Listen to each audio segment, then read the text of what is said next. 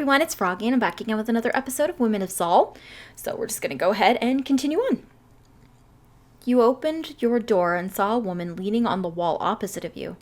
It seemed she was waiting for you to come out. Were you just waiting out here all this time? Well, I wasn't gonna, but then my thoughts wandered, you know. Name's Xal. Heard yours was Zenna. And don't worry, I wasn't here for that long. Good, because that would have been weird. Did you need something? Just here to tell you what happened while you were asleep. Some of us overheard that guard talking to her subordinates. As they were walking by, we caught wind that most of the academic and government buildings will permit us entry while we're considered apprentice matriarchs. Seemed like an important detail to let you in on. Wow, I guess that is important, thank you. But why are the guards talking about that in the first place? Cute and caring, my weakness. But why were the guards talking about that in the first place? Girl, you know I ain't gonna know that off the top of my head. Still, what is with the static? I don't know if that's part of the music or not. Oh well. Still, now we're all on the same page, so I'll see you later. I hope she's not screwing with me here. I appreciate you telling me this. Xal gave a parting gesture as she walked away. You decided it was time to depart as well. The rest of the cycle still remained, but not much had been revealed on what action to take now, and how. All there was to do was explore and find out. Go outside, explore. Let's explore the castle more. Zuna's castle still had an overwhelming number of rooms to discover, so you turned back to explore it more. However, you had no idea where you would go from here. That was until two large doors opened wide and inviting revealed the next notable room. Whoa! Look at this! Okay, this honestly looks exactly like the long-term memory from Inside Out. Right?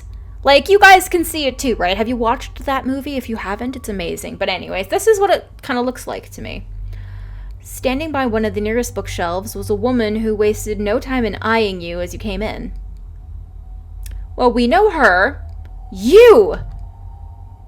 Surprised to find that I'm quite real? What are you doing? Keeping tabs? Why? Your Xal is not telling you? You look around and make sure no one was there.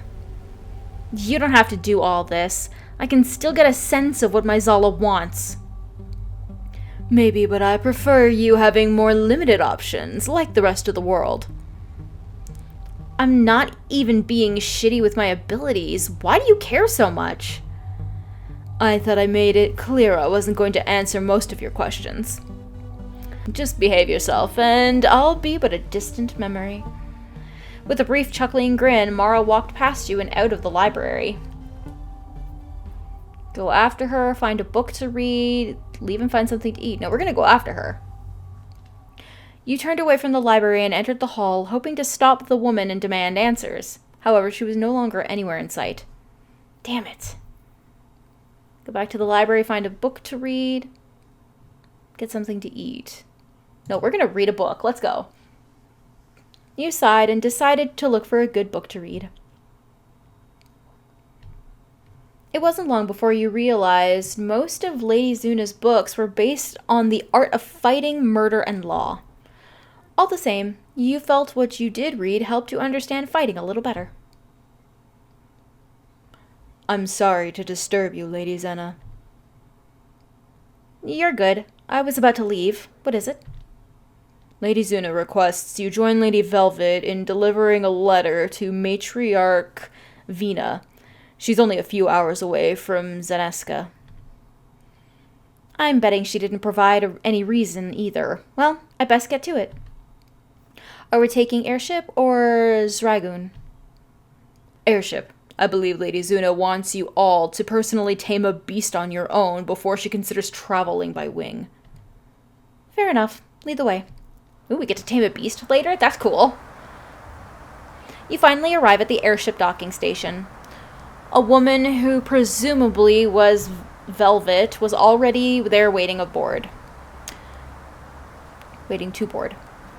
She waved at you, just a small motion with her hand.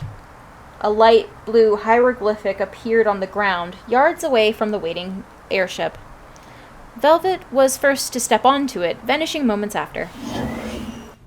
Cool. You followed behind, and in no time at all, you were inside the airship lobby. As you walked towards one of the nearest chairs, you saw Velvet take a letter from a flight attendant. And here's the letter. All right, let's go meet this Vina. You two sat down across from one another. So, any ideas? Afraid not. Feel free to open the seal and read the letter for me, though. Let's ask Lady Zuna once we return. And you thought I cared about talking with you, how? Let's just ask. I just might, yeah. I suppose it depends on what kind of person Vina is like. So if she's shitty, you're gonna ask Lady Zuna about her? Well, if she's that bad, I might have to do something about it then and there. What? Follow-up question. You're not going to do anything rash if Vina is a less than stellar individual, are you? Probably.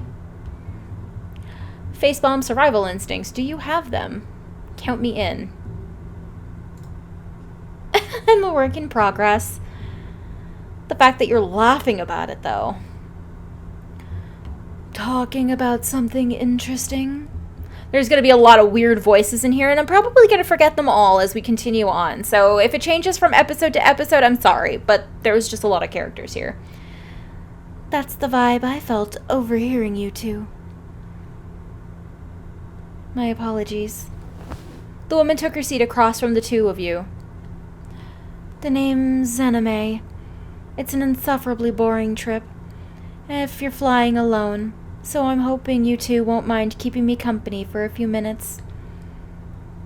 No, it's no trouble, right, Velvet? Piss off depends if you have something useful to contribute. No trouble.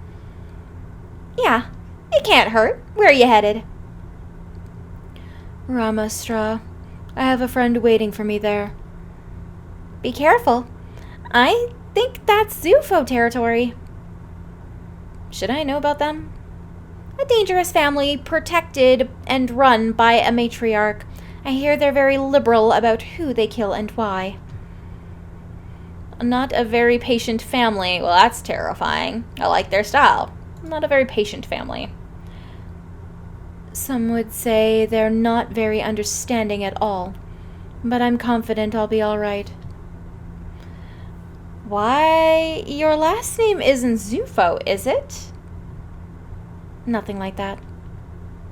My last name is Leovet. No legacy of note, I'm afraid. That's fine. Family history certainly isn't everything. Indeed it isn't. But I would like the name Leovet to mean something to the citizens of Xal in the sometime future. May I ask why? It's not like it changes your value as a person. I beg to differ. How, though? No one life is more important than another. Ah, but they are. Zillion value, human value, it's all quite romanticized, isn't it?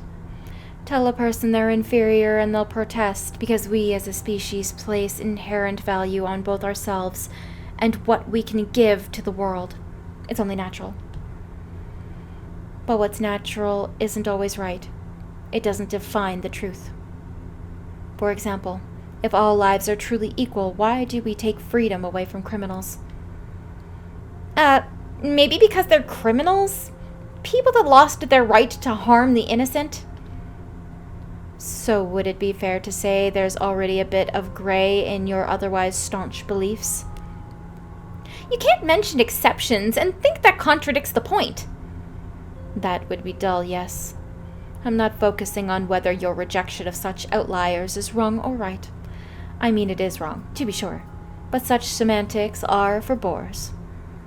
What I'm suggesting is that there's already a precedent, precedent you yourself agree with on some level. You notice Velvet started clenching her fists. Zanime took notice of it, but quickly refocused her eyes on Velvet. Annoying, isn't it? Not being able to fabricate the truth. I typically do a little mental exercise to ponder what it would be like for us Xulians to lie like humans can. It's quite fun. Are you being silent because you're still trying to come up with some idealistic truth? So what if I am? It's better than you. It almost sounds like you would kill someone you thought was beneath you. That would be a silly use of one's time.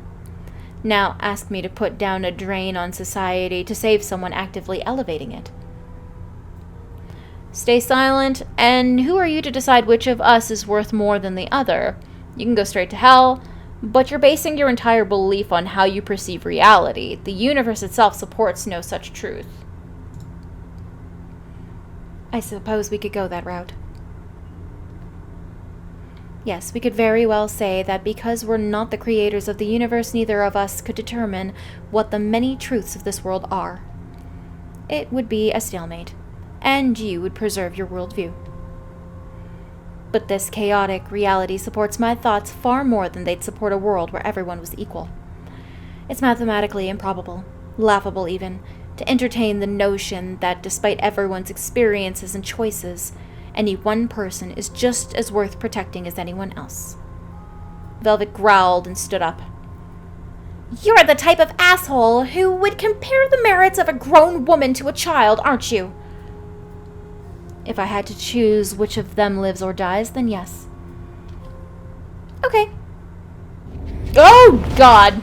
All right, well. Before anyone could tell her otherwise, Velvet, without reservation, threw a punch straight at the bridge of Zenime's nose. Oh my goodness. Oh. Neat. Careful. How? Velvet's hand stopped a few inches in front of Zenime's face and was now embedded in the wall of pink, translucent Xala surrounding her. Frustrated? I noticed that you were getting agitated, so I prepped my Xala for whatever you were going to throw at me. I was expecting an elemental spell, but let me just say I can respect a woman willing to go fist first into a situation. Drop your damn shield! I think not. It was only meant to deflect the blow. I didn't take you as someone strong enough to get your fist stuck inside. All the same, I'm not looking a gift dragoon in its mouth. Let her go before I beat the hell out of you. Yeah, I'm not helping you out of this, Velvet. If Velvet promises not to attack, will you let her go? How about it, Velvet? I see no reason to exhaust our Xala any further if you don't. Whatever. Good call. Ha! Well, that was interesting. But yeah, I think on that note, let's go ahead and end the episode here for today. I hope you guys enjoyed it. If you want to see more videos from me, then don't forget to like, comment, and subscribe. Thanks for watching.